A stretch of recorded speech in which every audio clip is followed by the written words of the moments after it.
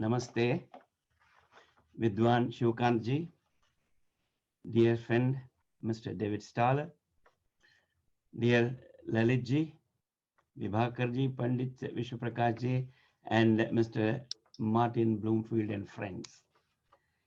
I'm so happy to have been given this opportunity to say a few words about my dear friend David, if I can use his first name, David, because I have known David for 40 years. We were together here at the Bhavan when we had our Sanskrit classes. David, Warik, and quite a few friends. We used to get together and discuss so many things for nearly 4 or 5 years. We used to have classes here at the Bhavan. I'm so very pleased that Sannidhya has decided to speak or discuss with David with regard to Sanskrit and his connection. And I feel honored that I have been given this opportunity to include Bhavan also in Sannidhya's activities. On this, I would like to thank our Lalit Mohanji for all his help to give publicity to our Bhavan. Sarve bhavantu sukhina, sarve santu niramaya, sarve bhadrani pashyantu, ma kaschit dukkha bhag bhavet. May all see what is auspicious. May all be happy. May all be free from illness. May everybody see only that which is auspicious and let no one suffer. Ma kaschit dukkha bhag bhave. This is our ancient prayer. This is not actually Vedic prayer. This is a common prayer, perhaps from some Puranas. And with this, especially during this COVID period, I thought I should begin this today's event with a prayer, seeking the blessings of the Shakti behind all this universe to drive away this COVID. Sarve santu niramaya. Amaya in Sanskrit means illness. Niramaya means free from illness. May all be free from illness. I'm so happy to see David after decades, I must say. And I still remember the day when myself, my wife, and quite a few friends, we visited David's house and had dinner together somewhere in beyond Oxford, Uxbridge Road, somewhere. I can't remember where exactly it is. And we used to have many meetings here at the Bhavan. And David is one of the most serious Sanskrit students. We are all students. There's no question about that. A very serious student and a very committed teacher. I used to like, whenever we used to spend together discussing whether it's about Ramayana or Veda or pronunciation or anything connected with Sanskrit, they had that incisive knowledge about to go deeper into the subject and come out with a proper answer. And I have always regarded him as a very dear friend, and the work they have been doing in association with St. James School is something very unique, very special. Today, especially during this COVID period, more and more people are getting interested, not only here, all over the world with regard to Sanskrit, learning Sanskrit language, literature, and also the kind of joy it gives once you go deeper into that. I'm so happy that you have invited David for this very special program. Now I leave it to Lalit ji to do the rest of the introduction, etc. I just thought that I must say namaste to dear David and then over to Lalit. Namaste. Thank you very much, Nanda ji. भारतीय संस्कृति में श्री गणेश की परंपरा है. So let us start with Saraswati Vandana by Uttara Sukanya Joshi. Interestingly, Uttara also happens to be one of the students of David Stollar. Uttara. Oh, how nice. Namaste. Hello, everyone. And my pranams and my respects to my Sanskrit Guru, David Stollar, and to my music guru, Pandit Vishwaprakash ji as well.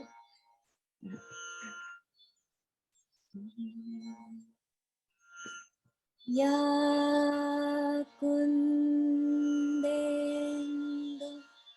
तुषारहार धवला या शुभ्रवस्त्रावृता या वीणावरदण्डमण्डितकरा या श्वेतपद्मासना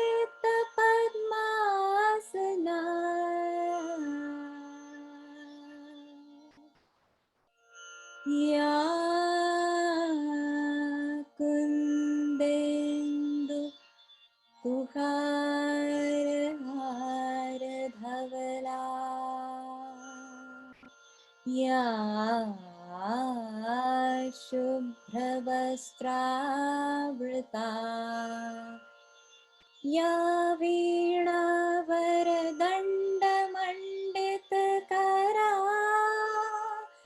या श्वेतपद्मासना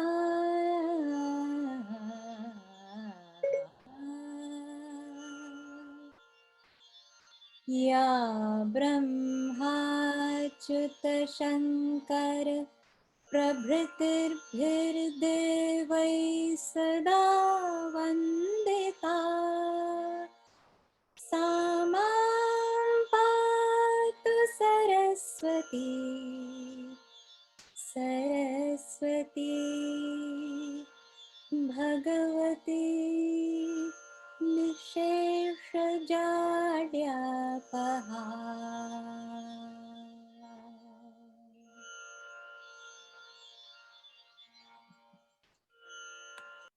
Thank you. Thank you very much, Chitra, for that Vandana. Welcome, David, to our 21st Sannidhya Samvad. I'm happy to say, besides many writers, teachers, and academics from UK, India, as well as all over the world, we also have a lot of your students today, as well as members of UK Hindi Samiti who are here to listen to you. After conversation and before Chair Shivkant makes his statement, we will try to take some questions, of course, time being on our side. So before we begin, David, I can't resist saying how fascinating it is to realize that the arrival of attraction of Sanskrit as language in this country and in Europe started centuries before you actually began teaching Sanskrit in London 45 years or so back. In fact, the first Western country to build a fine collection of Sanskrit manuscripts was France from the early 1700s. This started happening in Britain later in the early 1800s. Europe also stole a march on Britain, giving Sanskrit a place in the academic field. The first chair in Sanskrit was instituted in France at Paris in 1814 and in Germany 1818, not in Britain. The first chair in Sanskrit, the Boden Professorship of Sanskrit, was set up at Oxford in 1827 and filled in 1832. This was after Lieutenant Colonel Joseph Boden, a retired army officer of the East India Company, left some funds for it in his will. His aim was reportedly linked with spreading Christianity in India as part of Britain's civilizing mission, but that's not part of our program today. As for the teaching of Sanskrit, it began in Britain in the early 1800s at Haileybury College, if I'm pronouncing it correctly, a bit outside London. Sanskrit was one of the subjects taught here for administrative reasons to those setting out to serve as civil and army officers of the British East India Company. Generally speaking, it seems to have remained a subject that interested only some Indophiles. Coming to your fascinating story, David, what was your background that pulled you to our Deva Bhasha, as we call it? Interestingly, you were an interior designer. What happened? Please tell us your story. Well, yes, thank you very much.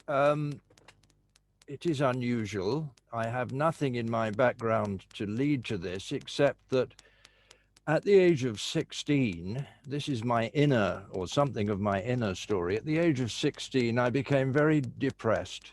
I couldn't see the meaning of life. And this was not uncommon at that time. This was the early 1960s, when the young people no longer were captivated by the views of their elders, that there was an uncertainty. And luckily for me, because I think things could have gone really downhill, but I met an organization in London that was teaching philosophy. And I remember I used to live at Stanmore. I remember cycling down every 1 weekday every week to near Trafalgar Square, Suffolk Street, to take these classes. And the people running now, meanwhile, the second story is my outer story. Meanwhile, I'd gone to art school. I had become an interior designer. I used to design pubs and restaurants. I was very interested in architecture. So I used to like designing Edwardian, Victorian, Gothic, any style. I even designed a Japanese steakhouse in London's West End. But there were difficulties with oil supply, and there was the 4-day week? And anyway, these big catering companies I worked for began closing down their restaurants because nobody could journey into the country. There was no petrol, or very little. So I was left without a job, and I did various things. And then I went into teaching because I was a qualified art teacher. But I went into a normal prep school teaching job, and I soon became an assistant, an acting headmaster.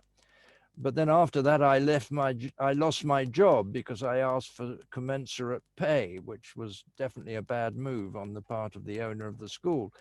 And so luckily, the St. James's people, now this is where I rejoin with my inner story, because this philosophy school or philosophy organization met the Maharishi Mahesh Yogi, the guru of the Beatles. You've probably heard of him, spreading his transcendental meditation. And the leader, If I just yes, interrupt you, please. just to bring in, and you once said it was in my teens, and like many, was questioning the purpose of life. Did that draw you towards all this that you are talking? So you can continue with that. Well, there was this mood in the 60s of looking outside the English tradition, looking to, many people went to the East and wandered around and did various things. I didn't. I found the Eastern teaching in London. I'm not sure whether I'm answering your question here, but I'll press on until you interrupt me. So the leader of our organization, having met the Maharishi, wondered about the tradition that he came from, and he made contact with the Maharishi's fellow student, who had become the Shankaracharya of the north at Badrinath. And he used to go to seek guidance once every couple of years, maybe 5 years sometimes, and would spend a week questioning His Holiness. We called him His Holiness, the Shankaracharya. His full name was Shantananda Saraswati. And now, His Holiness used a lot of Sanskrit words when he taught us, because there were no English equivalents, words like buddhi and manas and prakriti. And at a certain stage, the leader of our school asked if it would be a good thing for us to learn Sanskrit. And of course, the answer was yes. And I fell into, I was one of the sheep in the flock, and we all started learning Sanskrit. I took it very seriously. I fell in love with it. And I did all my homework and I did a lot of practice, and I didn't realize that not many other people were doing their homework or that much practice. So I soon found myself in one of the senior Sanskrit groups, and this coincided with when I lost my job. And I let the headmaster, now this philosophy school had just set up these day schools for children because they weren't satisfied with the education that the state gave.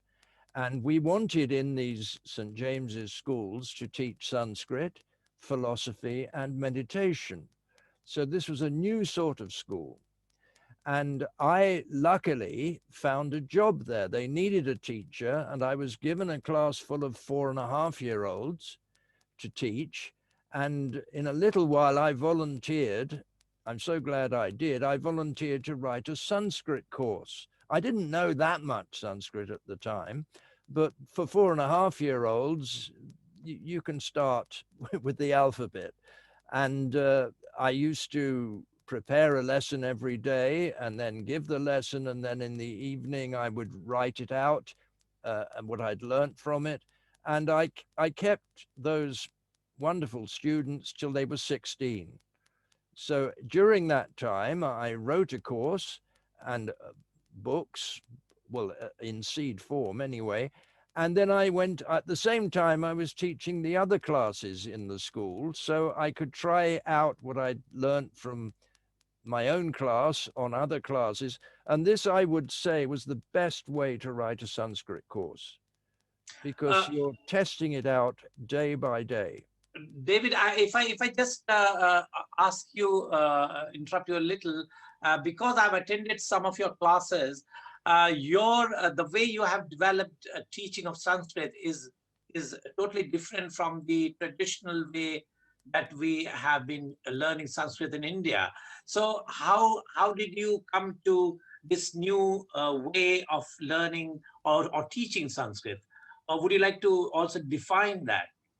Yes, well, the traditional way of learning is that you'd learn Sanskrit all day. You might do a little bit of maths.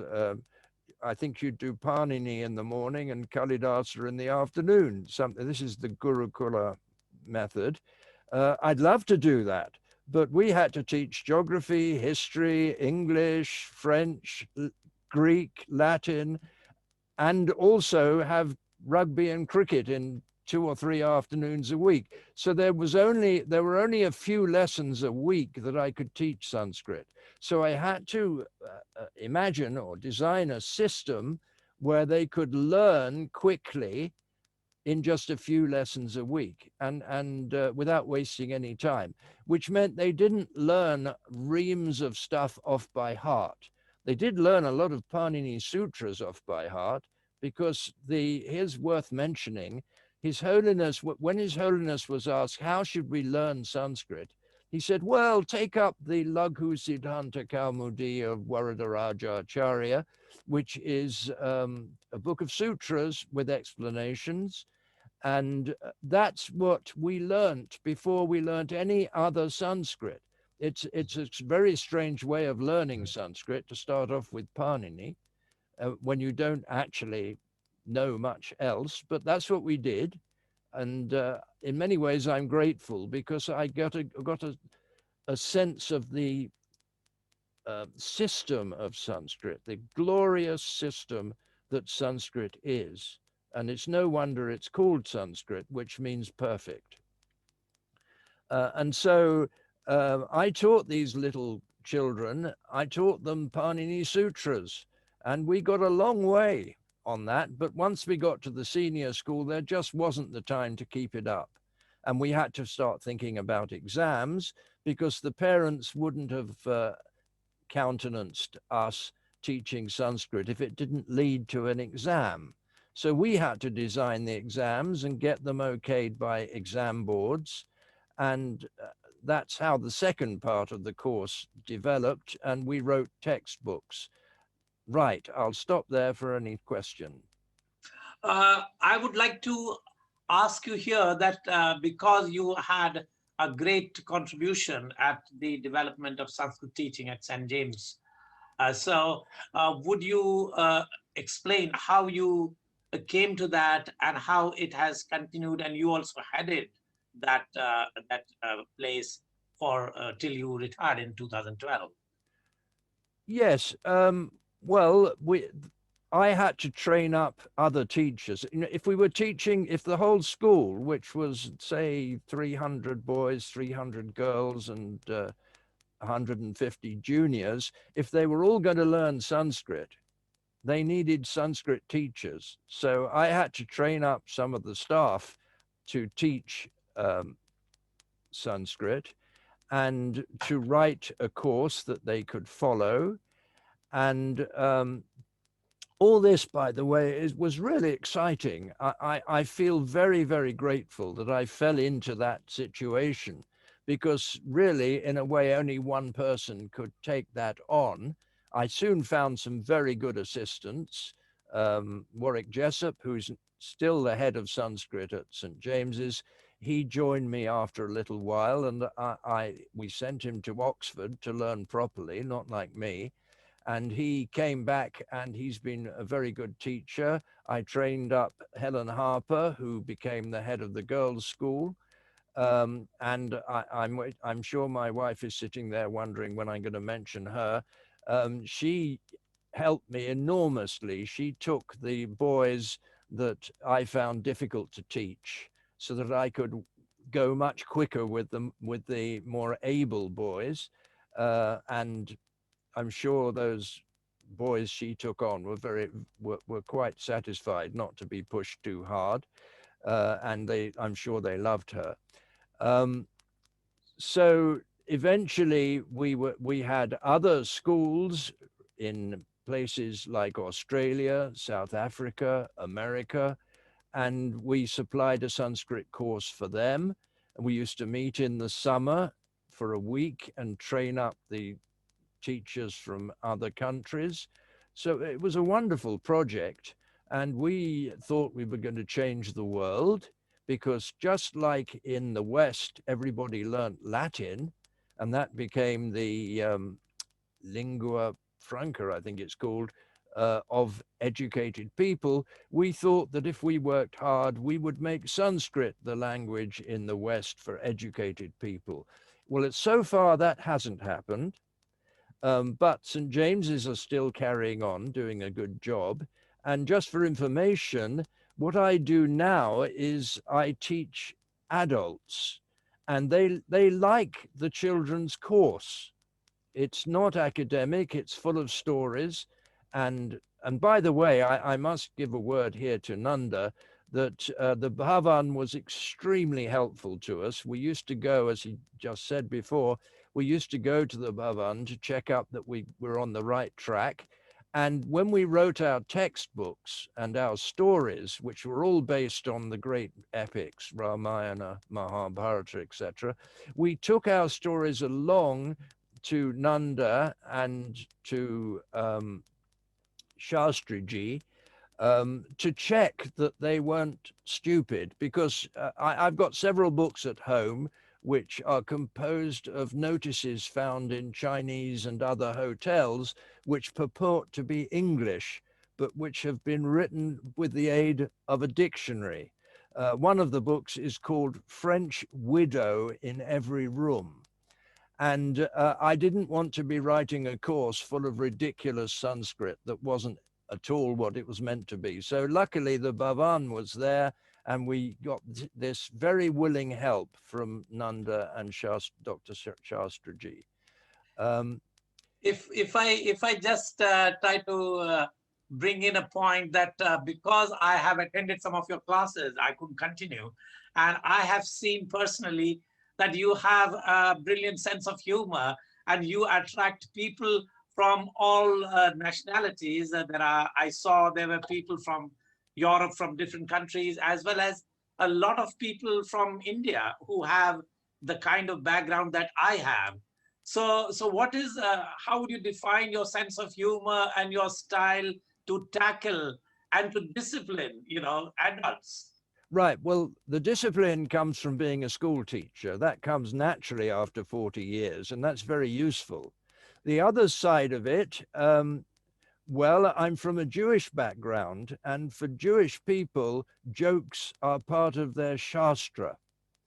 You know, there's a famous joke about a man that went to a Jewish party and people were saying number 10 and everybody would laugh, and number 16, everyone would laugh.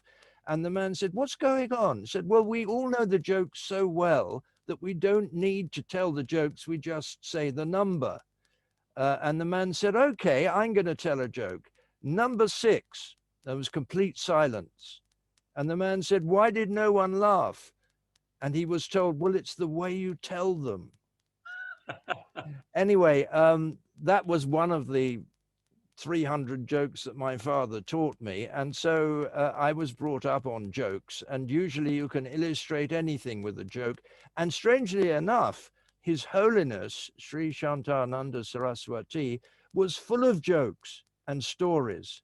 He was famous for being a storyteller and a jokesmith, which is not usual for, I mean, you don't get that impression with Adi Shankaracharya that he was much of a jokester.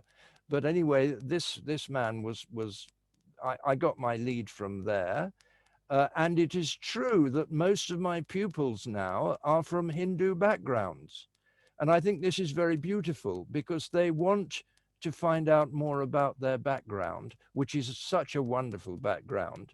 And so they'll even come to an Englishman to learn it, which I think shows great humility. So that's why I've got so many. I've got now over 100 students, and I'm supposed to be retired. So David, I would like to ask you, because when you are teaching, there are not all the time. It's a good rosy ambience. Sometimes you find some student can play politics or can be difficult. So how do you deal with can you, or in other words, can you bring out any anecdote that All will right. explain? Well, I don't have much problem with that. Maybe it's because of the way I set up the lesson. The first thing we do is to sound out a shloka from the Bhagavad Gita, and I explain the grammar and I go into the philosophy. And there's as well as the jokes, which come later usually, as well as the jokes, there is an aura of what I would call spirituality. Because at base, this, I'd like to say this now, the reason I took to Sanskrit, the reason I love Sanskrit is because it answered questions about the meaning of life. And that's what I needed to know. And part of the course I teach, which is part of the IGCSE course, is called Epic Civilization, and it deals with the cultural background of the great epics. What would the people in those epics, Arjuna, Yudhishthira, what would they have thought about the world? What was the world that they understood to exist? And in other words, what was the world of Valmiki and Vyasa? And so this course deals with that. It deals with the constituents of the universe, the three gunas, so that there is, and that would be, say, 15 minutes of every lesson. We'd deal with that sort of subject. So there was a structure, or there is a structure in my course, my lessons, which is based on the very serious spirituality of the Vedic tradition. And I have, sorry, I have also seen you have been drawing a lot of text of teaching from Bhagavad Gita. Is there a kind of fascination philosophically towards Bhagavad Gita in you? I think there's just a recognition that this is the most extraordinary scripture of all. And I think when I have students come to me, I ask them to fill up a questionnaire so I can learn a bit about them. And 2 out of 3 students say, the question is, why do you want to learn Sanskrit? 2 out of 3 students say, I want to be able to read the Bhagavad Gita in the original. So there is a great respect for that scripture. And in our IGCSE course for the children, I made the Bhagavad Gita the final apotheosis of the course. It's the verse set text. They have about 30 verses of the Gita that they need to know. And as far as I'm concerned, if they get to that stage at the end of their, well, when they're 16 or so, then they're well ahead in knowing enough Sanskrit to suffice them if they want to take it up for the rest of their lives. So Bhagavad Gita, to me, is a wonderful basis. It's very short too. It's only 700 verses. It would be much more difficult if I took the whole of the Vedas or something. So I thought Bhagavad Gita is ideal for being the fulcrum of my course. In 2012, a 7th century Sanskrit play was presented at Cardiff in Wales. Have you ever used Sanskrit plays also to help students to learn about Sanskrit? Yes, when they were very young. You know, I mentioned these 4.5-year-olds. We used to write little plays for them to act. And I wrote one about Prahlada. I wrote, let me think.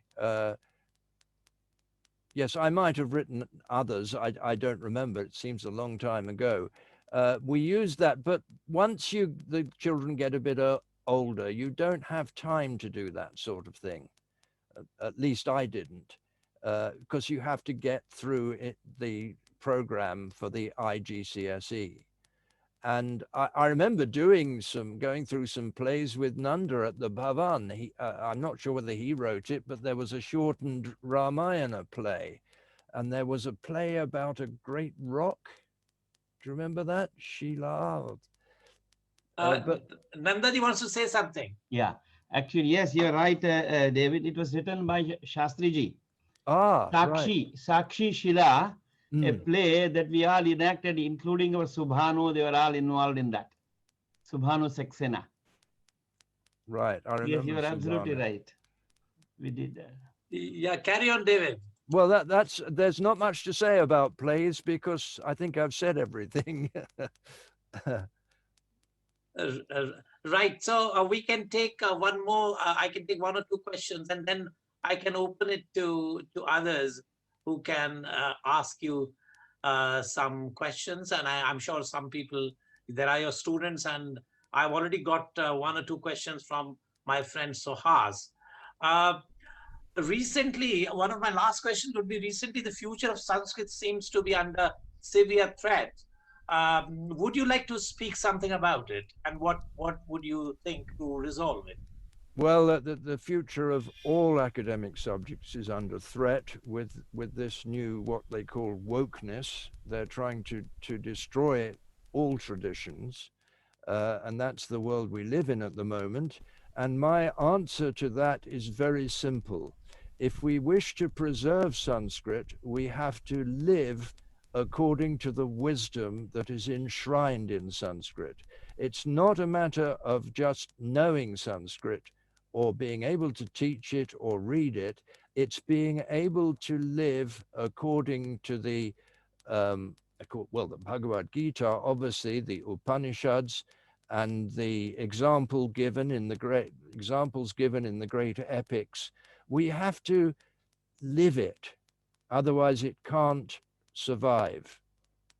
There has to be a depth of understanding and a willingness to discipline our own lives according to the words of the ancient masters. So that's a simple answer. When you look back, now that may be my last question. You have taught Sanskrit for nearly half a century. And now that you are talking about the challenges and the downside, what do you feel now about what you have done? You have given all your life to teaching Sanskrit, being a British. What do you feel? How do you look back? Well, I feel I've been very fortunate. And it was something that was needed in really a rather spiritually barren situation. which people were trying to fight their way out of. And I found this philosophy school, which enabled me to look much wider. And then it introduced me to Sanskrit. And then I had the good fortune to have a part to play in developing Sanskrit. All that is great good fortune. And I just hope that if to put it this way, that the lamp of Sanskrit can remain burning. And I'm not just talking about in England. There is great danger in India itself of the tradition disappearing as people get more and more smartphones and all the rest of it. I don't know what you're doing for your young people to keep them off the path to nowhere that the modern world presents. There has to be some artistic way of presenting your tradition to children that interests them. It's no good giving them the old things that happened for thousands of years. They're not going to be interested. So there's a real challenge there. And I hope people are trying to deal with it. I did write an article about this that may be appearing in our Sanskrit review. I think I called it a letter to my dear Hindu friends, because I'm very worried about the Hindu tradition for the next generation or two. Right. That's a great conversation. Very, very fascinating to talk to you, David. Before I throw it open to questions, would you like to say anything that I have left out? I'd just like to say one thing that has come back to me. When I was first learning Sanskrit on my own, good fortune led me to a study of the 1,000 names of Vishnu, Vishnu Sahasranama Stotram. And I used to, for about a year, I used to spend every evening looking up the names, those 1,000 names, finding everything about them from the dictionary, looking at the great commentary by the Adi Shankaracharya on each name, and sounding the names and reflecting on them. And this gave me a spiritual background to the language. I used to go to the dhatu of each name and study the dhatu, but it was always associated with these wonderful meanings that were brought out by the commentators of that great, great hymn. And so I would recommend anyone trying to learn Sanskrit to look at that hymn, because all the words are in the first case singular, or nearly all of them. And so you don't need to know much grammar, but you can get into the depth of the meaning of each word. And just a little story, when we started learning the Panani grammar of Varadarajacharya, he was a devotee of Vishnu, I think, in some way or another, I think Krishna. And all the examples he gives are names of Krishna and names of Vishnu.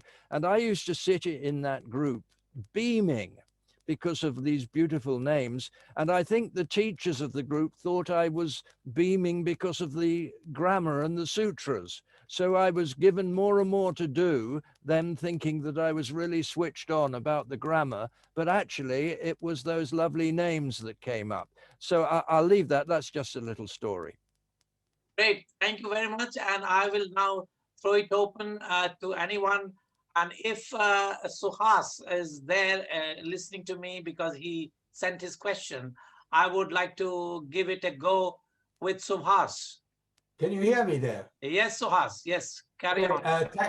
Thank you, David, for your excellent efforts to keep this language alive, because as you rightly pointed out, it's now in many ways, even in India, a dying language, and it has got a lot of wisdom. My question to you is more practical in terms of, when do you think Sanskrit was a colloquial language spoken by the communities in India or wherever it was? Well, I think it was spoken in Brahmana households right up to the end of the 19th century. And also, of course, you're looking at Nanda, who comes from a village where Sanskrit was spoken almost as a daily language. And there's a lovely story about how that originated. A group of Brahmanas who a king, what shall we say, the word's gone. Anyway, he got them to come along. He wanted more Brahmanas in his kingdom. And so this group of Brahmanas came and settled in a village called Mathur, and they're still there. And I think their native language is Kannada. I'm not sure. But anyway, I felt privileged to be taught by Nanda, to whom Sanskrit was his language from the day he was born. But I don't think, I can't think of many other examples of that. There is a movement, as you probably all know, called spoken Sanskrit, which is very popular. But personally, I don't think it was no good to me teaching children because they had to take an exam. And I wanted them to get to the stage of reading the Gita and being able to study it properly. So I didn't ever learn to speak Sanskrit. I did go for a week's sort of satsang at the Bhavan once on spoken Sanskrit. And I'm not here's an interesting thing. I'm not a very good linguist. I failed my French O-level when I was a schoolboy. And it was only because of the spiritual side of Sanskrit that I got interested in learning Sanskrit. So I'm not an expert on speaking it colloquially, as you say. Hello, Lalit. I do appreciate that you are interested in the real deeper things coming from Vedas and other things.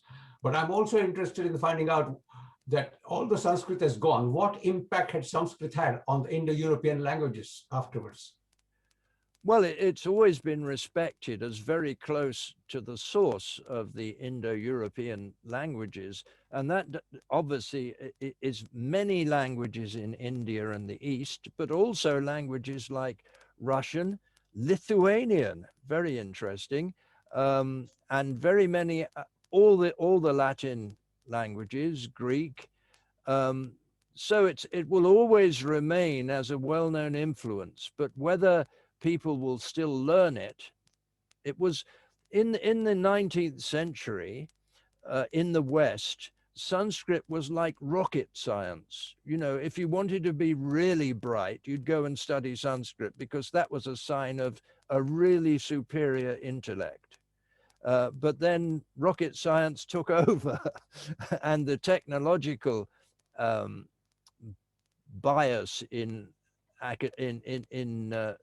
education has really put the lid on that. So I don't know what future it has got, but I do my damnedest to do what I can to keep it alive. I mean, it's so beautiful. Thank you very much, Lalit. Thank you, Suhas, and thank you, David. And I would request anybody wanting to ask and raise their hand. But meanwhile, I would like to. Yes, Bimlaji, I will come to you. But before I would like to ask a question which I've received in writing, and that is from Vijaya Chandramauliji from Belgium, and she happens to be Kusum's sister. She wants to know, could you please, Mr. Stollar, give the names of the books from which you teach Sanskrit to beginners, she's asking. Yes, we have a series of books which interesting thing is they're published by Motilal Banarsidass. If that isn't carrying coals to Newcastle, I don't know what is. He publishes our books. They start with the stories of Krishna, book 1 and 2. All our books are based on stories because that's the way to teach children, with story. Everybody wants to know what happens next in a story. Even if the story is no good at all, they will keep listening in case it gets better. It's a bit like jokes in that sense. So we've got those 2 Krishna books, then we've got 2 books, the stories of Rama, and then we have a series of books based on the Mahabharata which lead up to the IGCSE exam. So there are also our beginners books for writing. There's 2 or 3 books called Sanskrit is Fun, but I didn't write those, so I don't know much about them. Yes, so I'd recommend if for beginners, they're beautifully produced books. We took a great trouble in illustrating them and the typology and leaving lots of space. So they're beautiful books. She would like to know where are they available. Well, they're available from Amazon.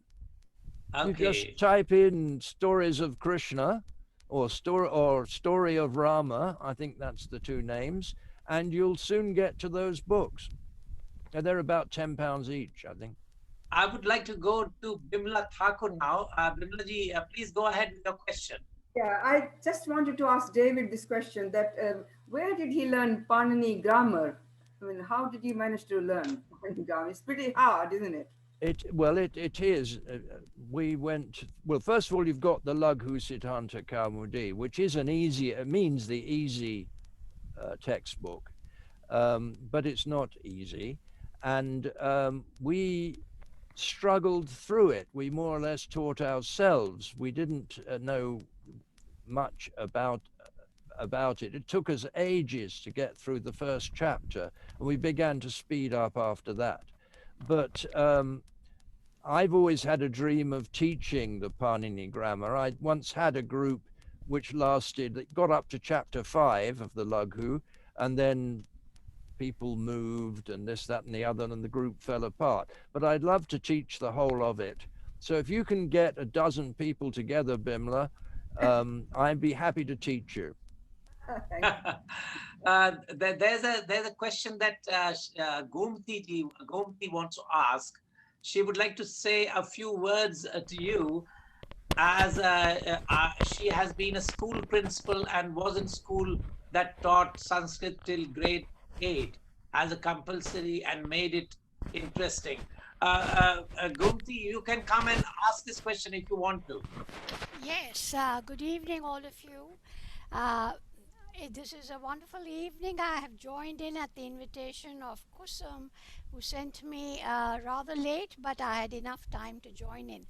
I just wanted to tell you that you had mentioned that in order to catch the interest of younger learners, you did a small play of the story of Prahalad. Yes. Well, Kalidasa had some wonderful plays that would have caught the interest of young, say, teenagers who are not interested in the literature of the Sanskrit language or the grammar, but would have loved the enacting. And if the teacher had the patience to sort of summarize the play in just 1 or 2 acts and made the conversation in simple Sanskrit, she could have made the children learn their parts, memorize it, and act it out in class or even at assembly time. And it would have caught the interest of everybody because those stories were so great, especially Shakuntalam and also Meghadutam. So I was just thinking, if you are sort of under the pressure of examinations and getting the children on with marks and grades, that's difficult. But if you have the freedom to teach as you like from grade, say from 4 or even grade 3 to grade 8, 5 years of Sanskrit to willing listeners and learners, I think you could make a good progress of it, and then of course come down heavily when the examination time comes. Yes, to some extent that's what I said, that we were able to do this with the 5-year-olds, and then there just wasn't time later on because of the pressures of the syllabus, the curriculum really. So if you want a good play about Shakuntala or whatever it is, I suggest you get in touch with Nanda, because he could write that in 3 days, and then you could perform it with your children, and I'd love a copy of it. Sorry about that, Nanda. David, I would like to ask on behalf of Vandana, she wants to know, does Mr. Stollar teach Sanskrit online? Well, I have to. That's the only way you can teach nowadays. I didn't want to do that, but once I tried it on like now, it's just a class on Zoom. I found it very, very good, very useful. I've often thought about why, because I miss actually meeting people in the flesh. But on the other hand, one reason I think it works well is that in a real class where you've got real human beings sitting together, it doesn't take many weeks before people decide who are their friends they're going to sit next to. And then they sort of chat a bit, and the attention isn't as good. But on this medium that we're actually on now, the attention is very good. People do listen to one person at a time, and there's very little distraction. So our classes are online, and you can always find out how to join them if you wish, although we're pretty full up at the moment. We've got 3 new groups starting this coming term, and we normally don't have any groups starting at that term. We usually do it every 2 years. So, but there may be a few places left for anybody that's interested. Vandana ji, you want to ask something else? You are most welcome to ask it yourself. Hello, good afternoon, everyone. I just wonder, it was a wonderful conversation, wonderful to know that Mr. Stollar teaches at Bhavan, but I am really interested in learning, and I would like to join his class if there's any space, if there are any spaces left. Well, if you look up Sanskrit exams or Sanskrit, our official name is Sanskrit at St. James's. If you get there, you'll see on the menu that appears, you'll see IGCSE exams, and you could get through to finding details of the courses we offer. And if you get in touch with the webmaster, who is Helen Harper, she will tell you where there are places available and things like that. So if you get online and start surfing around, you know how it is, you should eventually end up at the right place. I will welcome if anybody wants to ask 1 or 2 questions. You can raise your hands. Oh, Kusum, yeah, yes. Go ahead. Hello, David. You were very concerned about Sanskrit in relation to what was happening in India among the future generation of us people there. So can you just summarize what exactly the concern was about, just in if it's possible for you, please? Well, it's a concern all over the world, really. It's the grip that these social media has on people's attention. And of course, they've put millions of dollars into finding out ways of capturing people's attention through likes and things like that. And the young people who haven't got strong backgrounds, some have with really good families, but most haven't, they're beguiled into this and it becomes their world.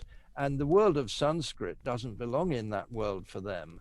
And therefore, the tradition that would normally be taught to young Hindu children doesn't get a place in the same way it used to, because they've got their own world of dreadful music and God knows what. And that's what they're captured by. And it's, as I said, billions of dollars have gone into making sure it captures them. So what's going to happen to this tradition if that's where the children's minds are and that's where their attention is? That, I think, is the main problem. Thank you. Right. Thank you. And I would look forward to your article, which you said you have. Right. Yes, Martin said he'd be publishing it. I don't know whether he's still with us. Thank you. We have another question from Vijaya Chandramali from Belgium. Yes, Vijaya ji, you please go ahead and ask David. Yeah, my statement, so to say, is, don't you think, and all of us should think, that though we are all, you know, world citizens and we should know English because it's a sort of a universal language, yet a country like India, where we have so many wonderful languages which are related to Sanskrit, are dying a natural death because, you know, education, future jobs, etc., are all dependent on this language. So how do we reverse that? That is the question. Well, I haven't got a simple answer. I appreciate the concern, and I think it's a tragedy if any language dies. It's, well, I can get out this way. I can say it's your tradition, it's your culture. Enough of you have to get together with a bit of intelligence and a bit of learning in your own tradition and find out how to make it attractive to young people. I don't think there's anything we can do to reverse the general current of globalization, which I deplore as it happens, although it has some good points. But some effort can be made, and it's up to people a little younger than us or we can inspire them, but let's hope something does happen. That's all I can say. I thank you very much, David. There is a question coming from Pandit Vishnu Prakash, who is a musician. He's a music scholar. Yes, Pandit Vishnu Prakash, go ahead with your question. It's not a question. It's a statement. Okay, go ahead. I have been listening that Sanskrit is dying and other languages are dying. No language will die. Sanskrit cannot die. It's such a deep language. It's such an authentic language. It cannot die. There are villages like Nandaji's villages where it lives. It lives in the heart of the people. Even Indian languages are not dying. Local languages are not dying. They will never die. No matter how much English takes place. English is an international language, yes. But you go to those places, people are speaking their own languages. And those who are concerned with Sanskrit, I'm proud to say that. They are speaking in Sanskrit and they will always speak in Sanskrit. And my dear friend, the great scholar of Sanskrit, I'm proud of you that you have served Sanskrit for a long time and you are still doing so. My all regards and my all respect to you. Please accept it as a humble person from me. And believe me, Sanskrit is not dying. Sanskrit will not die. It will never die. Namaskar. Thank you very much. Hello. David, you want to say something? I can't say anything to that. I mean, it's true at a spiritual level, but in terms of society as it's so constructed, I think we have to take remedial action and do what we can to keep the fire burning. I would like to bring in Nandakumarji here. Do you think what Vishnu Prakashji is saying is true? And also, I also know that there are villages in India where still Sanskrit is spoken by all of them. So what would you say? Yeah, I thank our Vishnu Prakashji. In India, what happens is, unfortunately, our politicians are using this for their own political gain.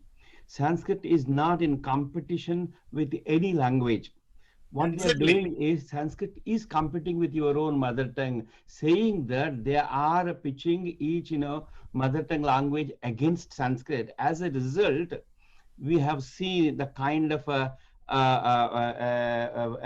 percentage of people studying Sanskrit dropping.